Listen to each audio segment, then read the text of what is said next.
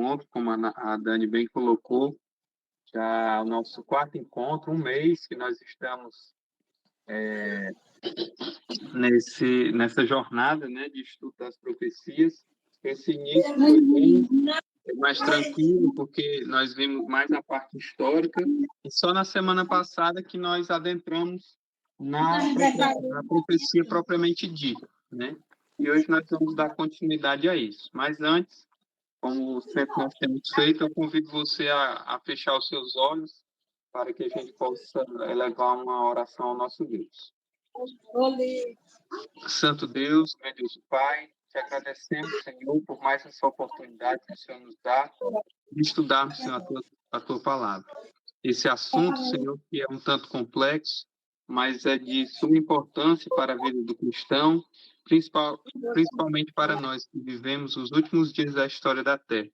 Que o Senhor nos conduza nesse momento, nesse estudo sobre as profecias bíblicas, e que a nossa mente seja aberta e clareada com o teu Santo Espírito. É o que te pedimos em nome de Jesus. Amém.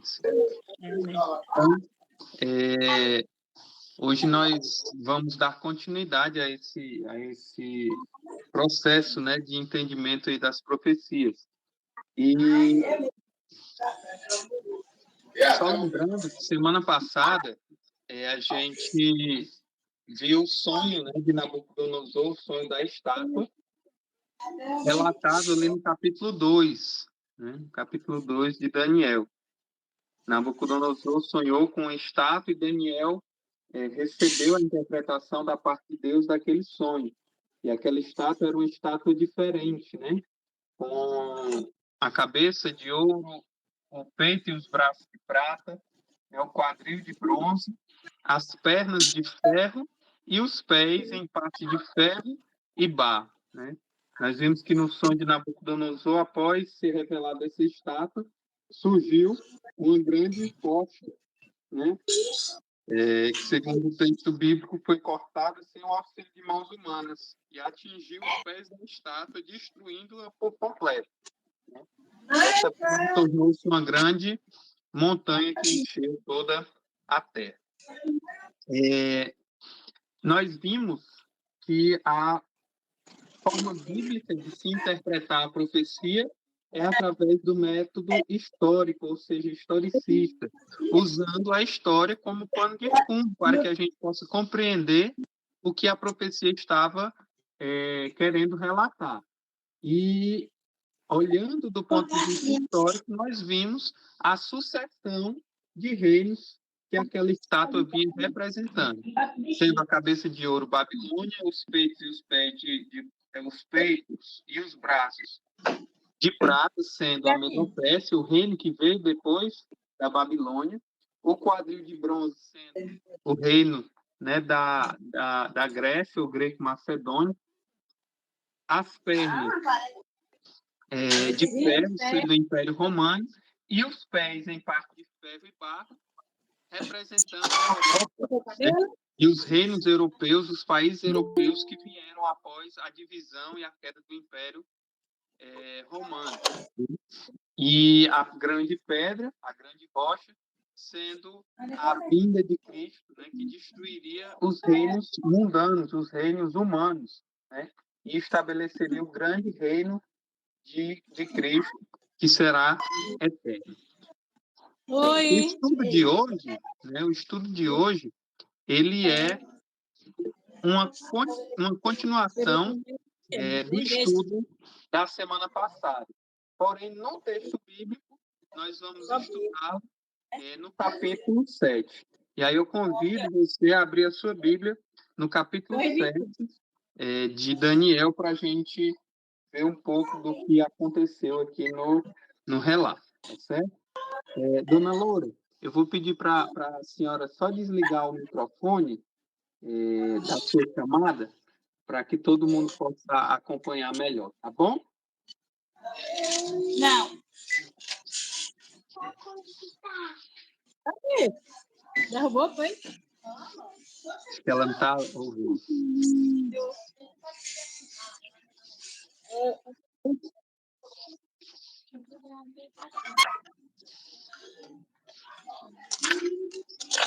Qual é a passagem?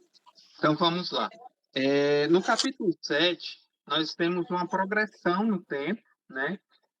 No capítulo 7, nós somos levados um pouco no futuro, daquele futuro referente ao que nós vimos semana passada, no capítulo 12. No capítulo 2, nós vimos Daniel ali no início, né, do reinado de Nabucodonosor, né? Por volta ali do segundo ano do reinado de Nabucodonosor. Já no capítulo 7, nós vemos um período de tempo mais adiante, né? O verso 1 diz que esses fatos que nós vamos estudar hoje aconteceram no primeiro ano do reinado de Belsazar, certo? Primeiro ano do reinado de Belsazar, Daniel, capítulo 7, verso 1, diz que Daniel teve um sonho. Ele teve um sonho e visões, e ele, logo imediatamente após esse sonho, essas visões, ele passou a escrever tudo, a relatar tudo aquilo que ele tinha visto em sonhos. Vocês podem acompanhar os textos aí na tela, na apresentação, tá bom? Para a gente ganhar tempo na busca bíblica. Verso 2 e 3 diz que Daniel disse: Eu estava olhando, né, durante a minha visão da noite, aquele sonho, aquela visão que ele teve à noite, eis que os quatro ventos do céu se agitavam no mar grande. Né? Grandes, diferentes uns dos outros, subiam do mar. O primeiro dos quatro diz: o primeiro desses animais que saiu do meio do mar era como um leão e tinha asas de águia. Enquanto eu olhava, foram-lhe arrancadas as asas. Né? Foram arrancadas as asas. E ele foi posto em pé sobre os dois pés, né, como um homem. E foi dado a mente de homem. Verso 5 diz que ele continuou olhando, né? E eis que apareceu um segundo animal, semelhante a um urso, né? O qual se levantou sobre um dos seus lados. Né? Se levantou sobre um dos seus lados e tinha na boca 3 costelas. Voltar. Vocês estão com dificuldade de ouvir? No mês de março só tem um.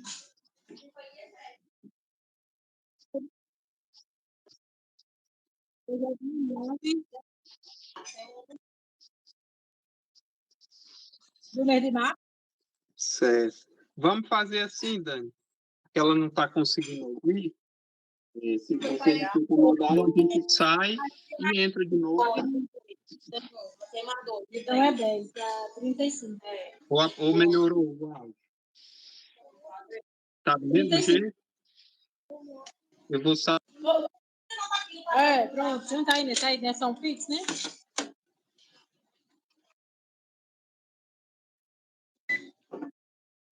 Sete cursos.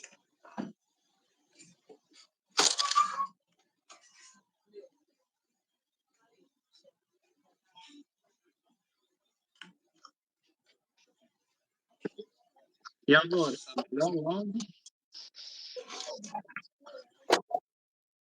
Cortando. Eu acho que o melhor é a gente fazer isso, então.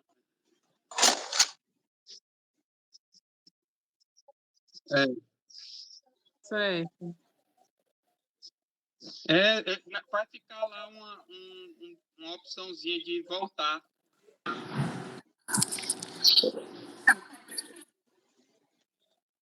Ok.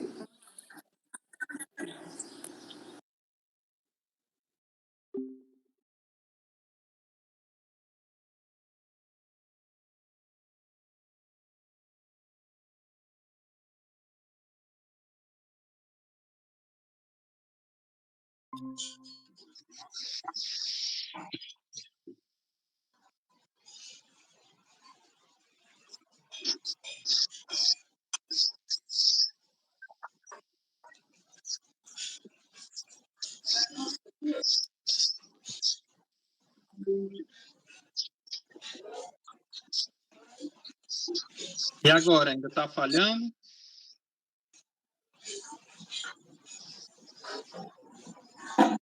Pronto. Então, vamos lá. O sonho, basicamente, o que era? Era Daniel, nessa visão, ele estava vendo uma sucessão de animais. Ele disse que no início do seu sonho ele viu 4 animais diferentes. Então, o primeiro animal que ele viu foi um leão com 2 asas, e esse leão teve as suas asas arrancadas, e esse leão foi colocado em pé sobre as suas patas, para andar como um homem. Depois desse leão surgiu um urso, né? Um urso que se levantava sobre um dos seus lados e tinha na boca 3 costelas. Isso é o que nós vemos no verso 5 do capítulo 7, né? E esse urso dizia, era falado, né, relatado sobre esse urso, que ele comia, devorava muita carne. No verso 6, Daniel diz que ele continuou olhando e viu um leopardo, né? Um leopardo que tinha, na realidade, 4 asas, certo? Verso 6 diz que ele tinha 4 asas. E que também ele era diferente porque tinha, além das 4 asas, ele tinha 4 cabeças, né? E foi-lhe dado grande domínio. Verso 7 diz assim: depois disso, continuei a olhar nas visões da noite, e eis que apareceu um 4º animal, que era terrível e espantoso, e muito forte, mais forte do que os anteriores, o qual tinha grandes dentes de ferro, e ele devorava e fazia em pedaços tudo que ele via. Pisava aos pés todos que estavam ao redor dele. E era diferente de todos os outros animais que apareceram antes deles. E além desses dentes de ferro, ele tinha 10 chifres, segundo o que é relatado aí no verso 7. Então, esse texto, né, aí do verso 1 até o verso 7, nós temos a descrição da visão de Daniel. Essa visão, como eu disse, aconteceu no primeiro ano do reinado de Belsazar, que era neto de Nabucodonosor. Algumas décadas depois daquele sonho de Nabucodonosor relatado no capítulo 2. Nós temos aqui uma profecia bíblica com muitos detalhes, né? E a Bíblia, muitas vezes, quando se trata de profecia, ela usa uma simbologia muito interessante. Uma simbologia que nós temos que usar a própria Bíblia para poder interpretar o que ela estava querendo dizer com aquele símbolo, certo? Então, o primeiro símbolo que nós vemos aí relatado no começo da visão de Daniel no verso 2, né? No verso 2 fala que no sonho de Daniel, os 4 ventos estavam agitando o grande mar. E foi dessa agitação, né? Foi dessa agitação que surgiram os 4 animais. Na profecia bíblica, sempre quando a Bíblia está falando de um assunto profético e usa o termo, né, ventos, ela traz a conotação de movimentação, de guerra, movimentação política, movimentação diplomática. Então, tudo o que faz com que as sociedades se mexam, se movam, né, na profecia bíblica é simbolizada por ventos, né? Ventos, como a gente pode entender do dia a dia, o vento traz movimento. E na profecia bíblica também tem essa conotação. São movimentações. Em que esfera? Na esfera humana, nas sociedades, nos governos, nos países, nas nações, nos reinos, né? Movimentos esses que são desde o campo político, pelo campo social, pelo campo militar, tudo isso traz consigo essa conotação de ver nas profecias bíblicas. Lá em Jeremias, capítulo 49, verso 36, esses textos, vocês, se puderem anotar, anotem, se não, peguem esse material para estudar depois, ele está à disposição. Se a Dani quiser, pode até passar junto com o vídeo, Dani. Depois pode passar o link também. Isso. Pronto. Inclusive, o PowerPoint também fica à disposição, porque os textos estão lá, certo? Então, lá em Jeremias, capítulo 49, verso 36, fala o seguinte, ó, exemplificando o que é que significa ventos na profecia bíblica.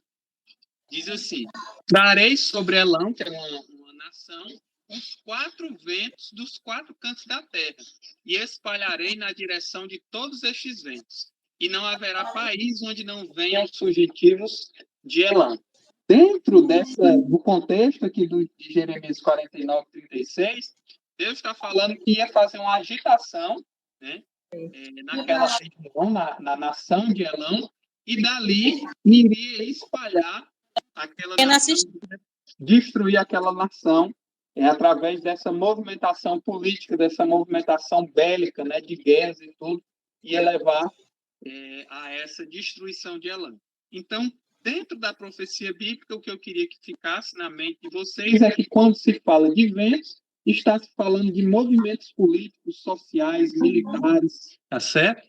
Então, trazendo lá para o texto de Daniel, quando Daniel viu um grande vento, ou seja, os 4 ventos agitando o grande mar, então havia ali dentro da visão dele a ideia de que havia uma grande movimentação política, uma grande movimentação social, até mesmo bélica, que estava agitando o mar.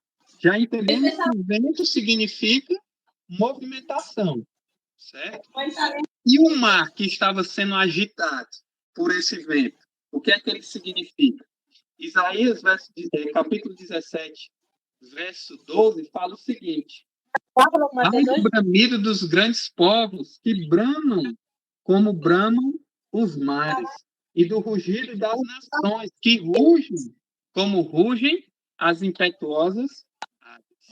Então, o mar na profecia bíblica tem a conotação, o simbolismo, né? Traz o significado de nações, de povos. Então, olha como as coisas começam a ficar mais claras. O vento, que era a agitação política, era a agitação social, a agitação militar, estava agitando o quê? As nações, os povos, os reinos. Era isso que Daniel estava vendo. Então, era através dessa agitação política, social e militar dos governos que os povos, as nações e os reinos estariam em movimentação. E o que vem depois é uma repercussão dessa agitação. A sequência da profecia nada mais é do que uma repercussão dessa agitação. Se a gente parar para pensar, o nosso mundo nada mais é do que isso, uma contínua agitação, né, entre os governos do mundo, entre as ideologias do mundo, que vão de um lado para o outro, da direita para a esquerda, do centro, depois volta para um lado, volta para o centro, depois vai para o outro, para fazer com que haja essa agitação política, para fazer uma manipulação das pessoas, para voltar os olhos das pessoas para uma direção, depois volta para outra, para sempre haver esse benefício, né, do interesse dos governos, das nações, em prol de alguma coisa. Então, na época em que Daniel escreveu isso, não era diferente, acontecia do mesmo jeito. Só que Daniel está falando não só do tempo dele, porque no tempo dele nós já estudamos que ele viveu o tempo da Babilônia, o reino da Babilônia, e viveu também o início do reino Medo-Persa. Daniel não estava falando que essa agitação só acontecia naquela época. Ele está dizendo também que essa agitação iria até o fim dos tempos. E nós vemos isso exatamente na sequência da visão. A sequência da visão é muito interessante. Outro texto que fala dos mares como um símbolo para povos está lá em Apocalipse, capítulo 17, verso 15, que fala, na realidade, isso, né? Os mares que viram são do quê? Povos, nações e línguas. Essa era a visão, na realidade, a interpretação que o anjo estava dando para João, tá bom? Então, a sequência da visão de Daniel, nós vemos aqui o surgimento desses animais. Né? Você pode ver aí no verso 17 do capítulo 7 de Daniel, a resposta assim, direta, a resposta direta que o anjo deu para Daniel. Verso 17 do capítulo 7 diz assim, ó, estes grandes animais, que são quatro reis que se levantarão da terra.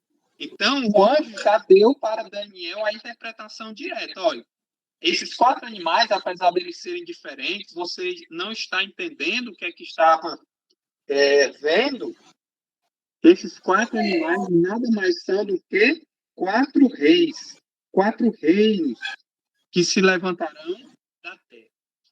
O que eu vou pedir para vocês agora é que tenham em mente aquilo que nós estudamos no capítulo 2, do sonho da estátua. Aqueles mesmos reinos que nós vimos no sonho da estátua são representados agora por esses quatro animais do sonho de Daniel, no capítulo 7. A mesma sequência, um rei após o outro, um reino após o outro, é representada aqui por esses quatro animais, que vêm um após o outro. E cada um deles carrega consigo características diferentes. Eu até deixei aí, olhem no slide, essa comparação, né? Do sonho da estátua, do metal que representava ali cada reino e do animal. Está bem descrito, né? O ouro representava, a cabeça de ouro representava a Babilônia, e que nesse sonho agora de Daniel é representada como um leão com asas.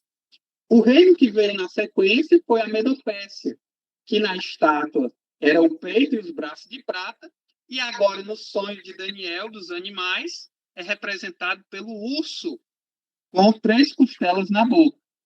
Na sequência, nós vimos na estátua o quadril de bronze, que representava o reino greco-macedônico de Alexandre o Grande. Já no sonho dos 4 animais, nós temos esse mesmo reino sendo representado pelo leopardo com 4 asas e 4 cabeças. Por fim, na estátua, nós vimos as pernas de ferro, que representavam o grande Império Romano. E que aqui nesse sonho de Daniel foi representado por um animal que não havia uma descrição específica.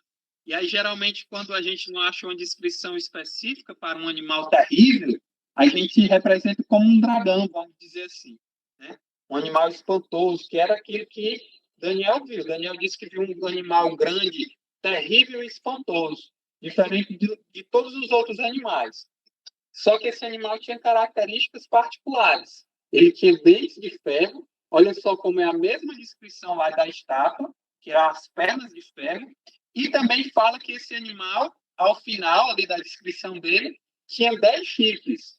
Assim como também a estátua do sonho de Nabucodonosor tinha 10 dedos nos pés. E aqui esses dedos, que eram as nações da Europa, são representadas no sonho de Daniel com os 10 chifres na cabeça daquele grande animal. Então, gravem, salvem essa imagem, peguem depois o slide, para ficar mais fácil para vocês, quando forem estudar esse assunto, vocês verem a relação que existe entre o sonho da estátua de Nabucodonosor com o sonho de Daniel dos 4 animais. Nós vamos aqui passar rapidamente por esses animais. Já fazendo aqui um parênteses, hoje nós não vamos terminar o estudo do capítulo 7, tá certo? Eu julgo ser esse capítulo 7, essa visão de Daniel, uma das visões mais fantásticas descritas aqui no livro de Daniel. Ela faz uma continuação direta com o capítulo 8 e o capítulo 9. Então, nos próximos encontros, nós vamos estudar a continuação do capítulo 7, vamos estudar o capítulo 8 também, talvez em umas 2 partes, e o capítulo 9. O importante é que a gente consiga sedimentar de forma sólida o entendimento desses reinos descritos, tanto no capítulo 2, como aqui no capítulo 7, no início do capítulo 7. Então, vamos lá. O primeiro animal que aparece na visão de Daniel é o animal que é bem conhecido nosso, que é o leão, né? Só que esse leão era diferente. Ele tinha asas, né? Esse leão, esse animal, como nós já vimos, no percurso da história, representa, simboliza o reino da Babilônia. Como nós já vimos semana passada, esse reino esteve em seu apogeu do ano 605 a.C. até o ano de 539 a.C. O cabeça desse reino foi Nabucodonosor, responsável por colocar a Babilônia no topo, no apogeu, tornar a Babilônia o grande reino que Babilônia foi.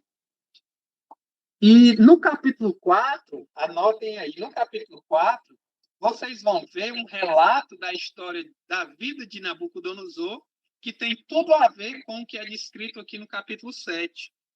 Porque é dito no capítulo 7 que esse leão teve as suas asas arrancadas e ele foi colocado em pé para ser como um homem, né? Foi o que aconteceu com Nabucodonosor, né? Que em sua glória ele teve o seu poder arrancado de si, né? E ele foi jogado por terra. Nabucodonosor, como é dito no capítulo 4. Então, nós temos aqui uma representação clara do reino, né, do grande império da Babilônia. Dentro da arqueologia bíblica, eu deixei aí umas imagens para vocês verem, nós temos aí murais, né, estátuas que vieram lá da Babilônia, do período neobabilônico, da época de Nabucodonosor, que trazem o que nós chamamos aí de leões alados, né, que são leões com asas, que eram símbolos importantíssimos dentro da cultura babilônica, né? Então, Daniel, em sua visão, Deus trouxe para Daniel em visão um símbolo que facilmente, para a cultura, para a época de Daniel, seria entendido como sendo representado o Império da Babilônia. Porque o leão com asas era um símbolo clássico, mesmo naquela época, do Império Babilônico, tá certo? Isso a arqueologia mesmo comprova.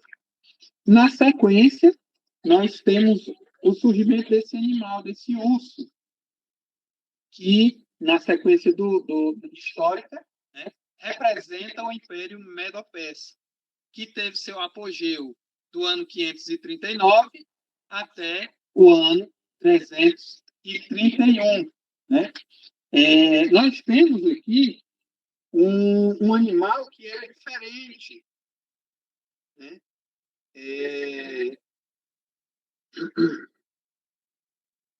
Que era um animal que se apoiava sobre um de seus lados. Né? Ele andava se apoiando sobre um de seus lados, como se esse urso fosse manco. Né? Um lado fosse mais forte do que o outro. E, na realidade, o Império Medo-Persa era exatamente isso. Ele era a junção de dois grandes impérios, o Império Medo, da Média, e o Império Persa. E o Império Persa era o império, a parte desse grande império que carregava todo esse poder. O Império Medo, apesar de ser mais antigo, ele já estava mais debilitado. E foram os persas que trouxeram todo o poderio militar, né, toda a força econômica e militar para que aquele grande império medo-persa pudesse se desenvolver e crescer como ele cresceu. É tanto que o imperador verdadeiro do Império Medo-Persa foi Ciro, o persa. Era Ciro Persa. E o general que invadiu a Babilônia, ou seja, um subalterno ao imperador, né, foi Dario o Medo.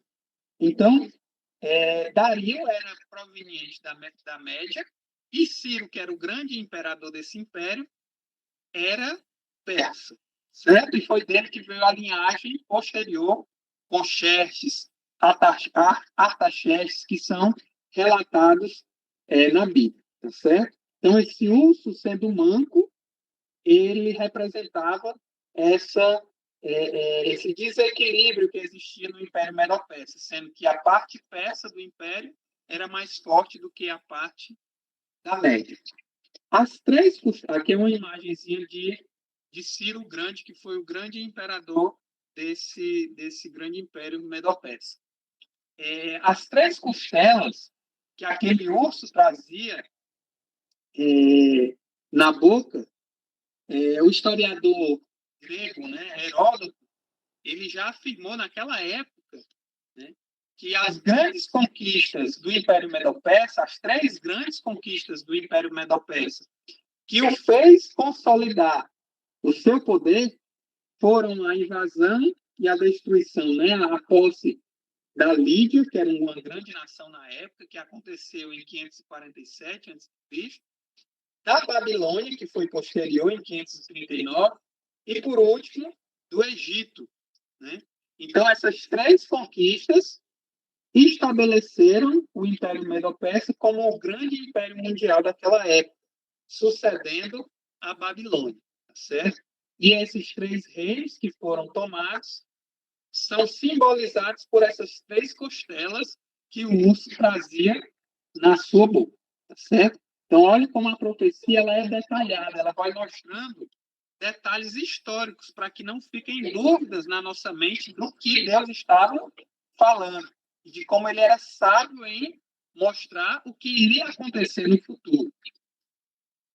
O império que veio na sequência foi o Império Grego, que na estátua, como nós vimos, era representado pelo quadril de bronze, e já aqui é representado por um leopardo, né? É muito interessante que esse leopardo tinha 4 asas. E olha só como isso é interessante. O leopardo, ou o guepardo, é um animal muito rápido, né? O guepardo em si, ele pode atingir, vamos dizer, quase 100 km por hora correndo. Só que esse leopardo da visão, mesmo já sendo rápido, sendo um animal rápido, ele tinha 4 asas, que o tornavam ainda mais rápido, vamos dizer assim.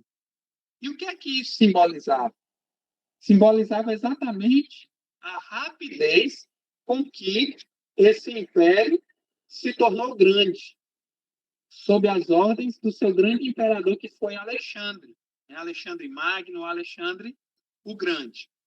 Num período curto de tempo, né, na vida de Alexandre, que morreu ali por volta dos 33 anos, em mais ou menos uma década e meia, Alexandre o Grande conseguiu dominar o mundo conhecido da época, dominando grande parte da Europa, norte da África, Oriente Médio e indo até a Índia. Isso ele fez praticamente em 10 anos. Um jovem, né, vamos dizer que ele começou a reinar ali por volta dos 20 anos e morreu com 33 anos. Nesse período aí de 13 anos, ele de forma rápida, assustadora, ele conseguiu dominar o mundo naquela época. Você imagina, pessoal, que naquela época não existia motorização, né? Os exércitos eles se movimentavam a pé, no máximo em cavalos e carruagens. Então, você sai de uma ponta da Europa, depois olhe no mapa aí para vocês verem, da pontinha ali da Europa, que é Portugal, Espanha, norte da África, indo até as divisas da Índia, é um percurso aí de mais de 5 a 6 mil quilômetros, em que Alexandre, com o seu império, conseguiram espalhar e dominar todas aquelas nações naquela época. Então, foi realmente um grande império, o Império de Alexandre o Grande, que foi do ano de 331 até o ano de 168, antes de Cristo. Nós sabemos que Alexandre não viveu esse período todo, morreu com 33 anos. Mas a própria profecia bíblica diz, nós vemos ali, que esse leopardo, além das 4 asas, ele tinha algo diferente, que eram 4 cabeças. Essas cabeças mostram exatamente o que aconteceu após a morte de Alexandre o Grande, que o seu reino, né, o seu grande império, foi dividido, né, entre os seus 4 generais. Eu deixei aqui no slide, para vocês olharem depois, o período de tempo que Alexandre o Grande, né, subindo ao trono no ano 336 a.C., e até o ano da sua morte, 13 anos depois, foi nesse período que ele dominou o mundo conhecido naquela época. E aqui tem os principais pontos que marcaram o domínio de Alexandre o Grande, as principais batalhas que o estabeleceram como o grande imperador daquela época. Isaac Newton, que foi um grande físico, né, o maior físico que já existiu, ele também foi um grande estudioso das profecias bíblicas. E ele, estudando o livro de Daniel, ele conseguiu identificar as 4 cabeças daquele leopardo, né? E ele identifica essas 4 cabeças como os 4 generais de Alexandre o Grande, que assumiram o trono, né, assumiram o império após a sua morte. O império de Alexandre o Grande era gigantesco, como nós já falamos. E os seus 4 generais, principais generais, repartiram esse grande império em 4 partes. Ptolomeu, ele ficou reinando sobre a região que hoje corresponde ao Egito, a Palestina e parte da Síria. Cassandro reinou sobre, vamos dizer assim, a Europa, né, que foi a parte da Macedônia e Grécia. Lisímaco, ele reinou sobre a Trácia e parte da Ásia Menor. E Seleuco, né, reinou sobre parte da Ásia Menor, parte da Síria e parte das regiões ali do Oriente, indo até a Índia. Então, esses generais se estabeleceram ainda como grandes governantes do Império Greco-Macedônio. E isso continuou ainda por vários séculos, mais ou menos 2 séculos e meio, depois da morte de Alexandre o Grande. Para vocês terem uma noção, eu acredito que vocês já ouviram falar de Cleópatra, né? Que foi uma grande rainha do Egito. Né? Cleópatra foi uma mulher que ficou muito conhecida, né, na história. Ela era descendente de Ptolomeu, que foi um dos generais de Alexandre o Grande. E ela reinou sobre o Egito. E ela reinou num período em que o Império Greco-Macedônico já estava em decadência e já subia um grande império, já surgiu um grande império, que foi o Império Romano. É tanto que na história se fala ali do romance que existiu entre Cleópatra, que era da descendência de Ptolomeu, com 2 imperadores, 2 generais, na realidade, romanos, né, que foi Júlio César e César Augusto. Na realidade, Adriano e César Augusto. Foram ali os 2 romances de Cleópatra. Então, na sequência, nós vemos Roma surgindo agora como um grande império. E esse Império Romano sendo representado por um animal terrível e espantoso. Nós falamos na semana passada que Roma foi exatamente isso. O Império Romano foi um grande império sem igual na história humana. O Império Romano se estabeleceu desde o ano 168 a.C. até o ano 476 depois de Cristo. E ele foi diferente de todos os outros, em todos os aspectos. Foi o grande império que influenciou toda a história ocidental e muito também do povo oriental depois que ele existiu. Como eu falei semana passada, as nossas leis, a nossa democracia, a nossa forma de governo, a filosofia, a forma das escolas, né? A base das universidades, dos estudos, né? acadêmicos, tudo isso foi desenvolvido no Império Romano. Então, a influência do Império Romano, ela repercute até os nossos dias. A nossa forma de viver só é do jeito que é porque teve base no Império Romano. Se, por exemplo, Babilônia tivesse subsistido, né, por todos esses outros séculos e não tivesse caído, hoje nós teríamos uma cultura totalmente diferente. Mas como foi Roma que se estabeleceu como um grande império, a nossa cultura hoje é reflexo daquilo que Roma estabeleceu no passado. E na profecia aí de Daniel, no capítulo 7, ela é representada por esse grande animal que tinha 10 chifres. 10 chifres que, segundo Isaac Newton, né, Isaac Newton foi um grande estudioso, eu deixei até aí no slide a capa do livro que ele escreveu sobre as profecias de Daniel e Apocalipse, né? Que são comentários, o texto, né? O título do livro é Observações ou Comentários, né, sobre as profecias de Daniel e sobre o Apocalipse de São João, né? Que foi um livro que Isaac Newton escreveu sobre esses dois livros bíblicos. Isaac Newton, falando sobre os 10 chifres do grande animal, daquele terrível animal que representava Roma, ele descreveu, conseguiu identificar na história que aqueles chifres representavam os reinos da Europa, né? E ele fez isso assim de forma precisa, né? Diferença ali de basicamente 2 reinos, 3 reinos, basicamente, que se a gente for olhar para a história mesmo, para a minúcia da história, na realidade eles representam a mesma coisa, tá certo? Tem a mesma origem. E aí eu deixei a lista para vocês verem esses reinos, né, que deram origem aos países europeus, como nós vimos na semana passada.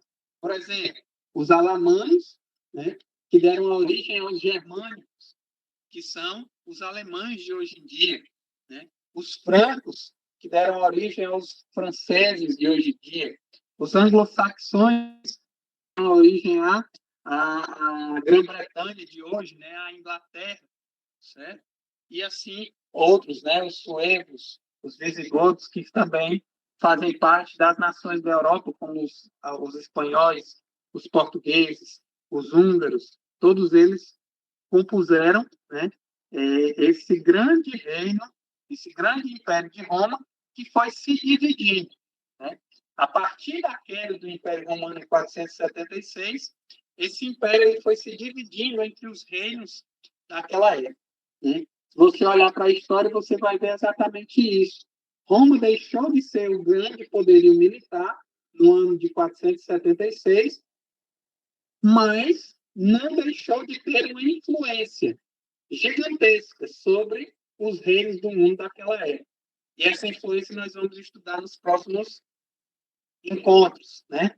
Qual foi a semente, o chifre, na realidade, que saía do Império Romano, né, e que conseguiu dominar todos os povos e reinos do mundo até os dias de hoje. Nós vamos estudar nos próximos encontros, tá certo? O fato é que, resumindo, né, nós temos aqui claramente a descrição desses reinos aqui representados tanto na estátua de Nabucodonosor, do sonho de Nabucodonosor, como nos 4 animais aqui da visão de Daniel. Queria que você abrisse, deixasse aí marcado na sua Bíblia um texto bem interessante que é a continuação dessa visão. Versos 8 e 11 de Daniel, capítulo 7. Olha só o que acontece. Daniel tinha visto aqueles animais, a sequência deles, e viu agora aqueles 10 chifres, né, na cabeça daquele 4º animal, que era o Império Romano. Já fazendo um parênteses bem rápido, chifre, na profecia bíblica, eu acredito que vocês já conseguiram entender que chifre na profecia bíblica representa poder, representa reino. Então, o que Daniel estava vendo naqueles 10 chifres eram 10 reinos, 10 nações que surgiriam de Roma, como nós já estudamos. E essas 10 nações eram as nações da Europa.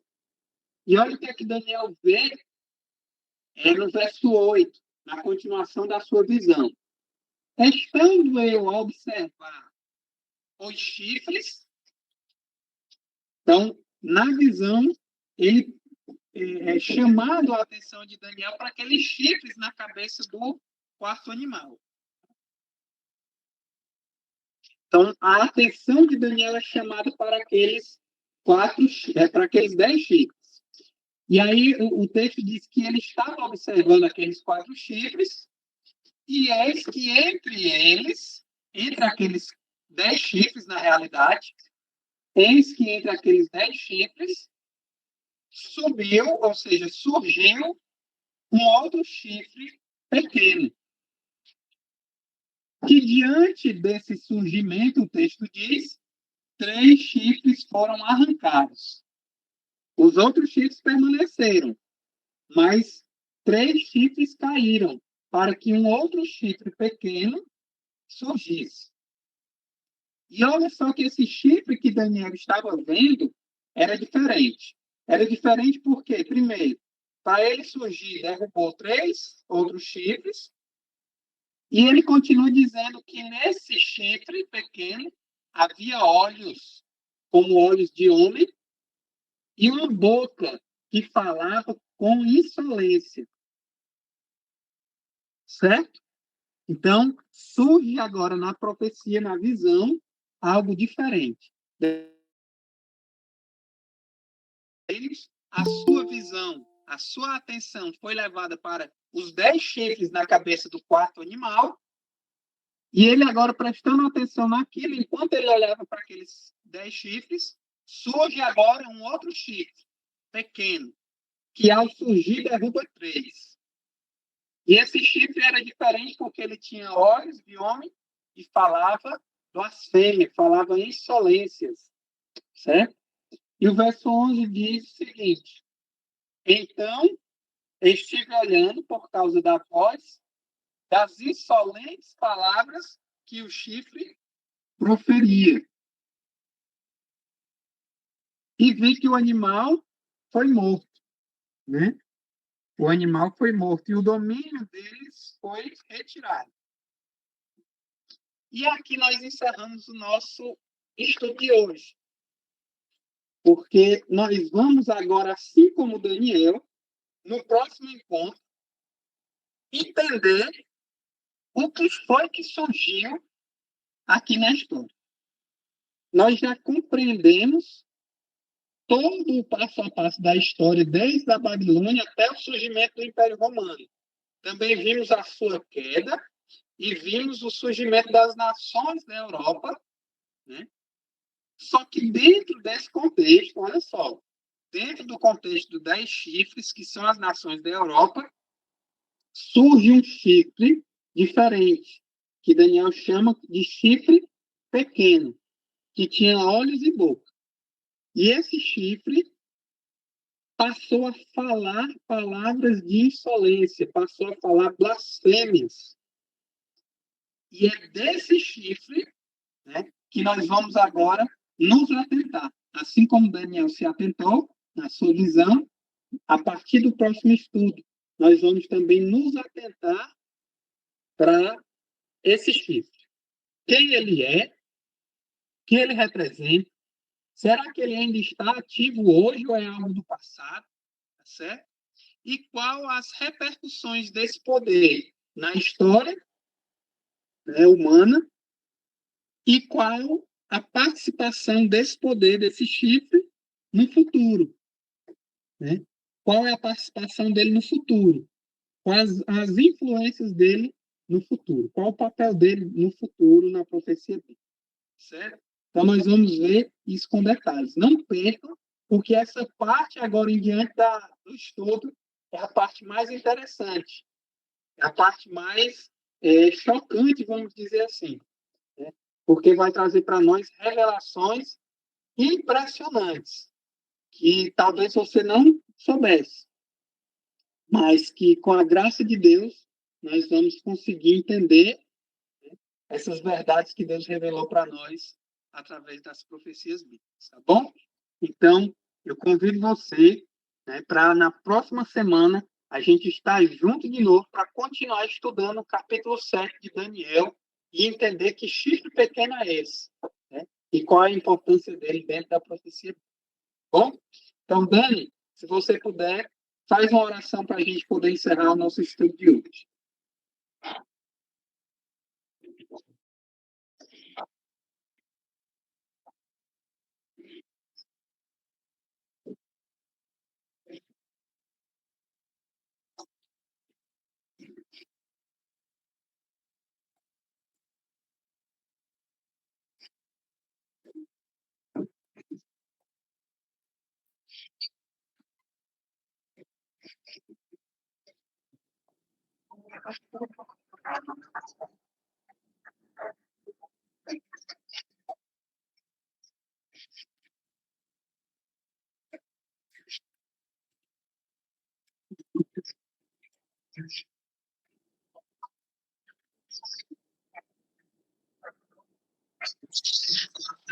Então, pessoal, nós vamos encerrar hoje um pouquinho antes, para que não fique pesado, não fique denso, né, o que nós estamos estudando. E qualquer dúvida acerca daquilo que nós temos estudado, a gente sabe que profecia é uma coisa um pouco mais complexa, envolve um pouco de história. E qualquer dúvida que fique acerca desses temas, desses assuntos, algum texto bíblico que você não entendeu, alguma coisa que a gente colocou que não entendeu, pode perguntar para a gente diretamente, né? Nossos contatos estão lá no grupo. Nós temos o prazer, né, se estiver ao nosso alcance, de tentar esclarecer as dúvidas, tentar mostrar, né, o caminho que você pode utilizar para chegar a essas respostas, tá bom? Então, que Deus abençoe, que vocês todos tenham uma semana abençoada e que Deus conserve, né, a vida e a saúde de cada um de vocês para que a gente possa nos encontrar novamente na semana que vem e dar continuidade a esse estudo da profecia bíblica. Deus abençoe, uma boa semana a todos. Amém.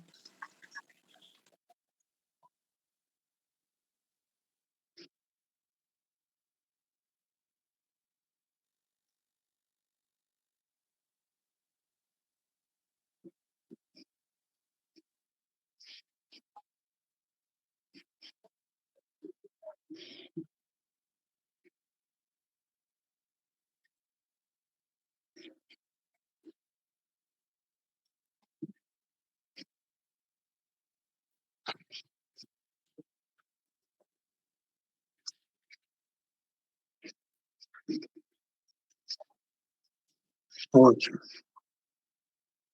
Um abraço, pessoal. Até semana que vem.